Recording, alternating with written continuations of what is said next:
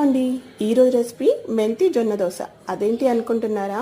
జొన్న రొట్టె చేసుకోలేని వాళ్ళు జొన్న పిండితో దోశ వేసుకుంటారు కదా, ఇది కూడా అలాంటి రెసిపీనే అండి.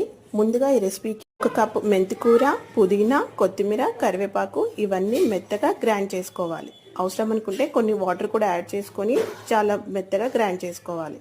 ఆ తర్వాత ఒక బౌల్లో 1 కప్ జొన్న పిండి తీసుకొని చేసిన ప్యూరీని అంతా దాంట్లో వేసి అవసరం అనుకుంటే కొన్ని వాటర్ కూడా యాడ్ చేసుకొని దోశ బ్యాటర్ లాగా తయారు చేసుకోవాలన్నమాట. ఆ తర్వాత పాన్ పెట్టుకొని ఆయిల్ వేసుకొని రెడీ చేసుకున్న దోశ బ్యాటర్ని దోశలాగా వేసుకోవాలన్నమాట. ఇది 2 సైడ్స్ బాగా వేగాక తీసుకొని ఏదైనా చట్నీతోనైనా కర్రీతోనైనా తింటే చాలా బాగుంటుందండి. ఈ దోశ షుగర్ పేషెంట్స్కైనా కానీ చిన్నపిల్లలకైనా పెద్దవాళ్ళకైనా ఎవరికైనా సరే చాలా హెల్దీ అండి. చాలా టేస్టీగా కూడా ఉంటుంది. ఈ వీడియో మీకు నచ్చినట్లయితే please like, share and subscribe.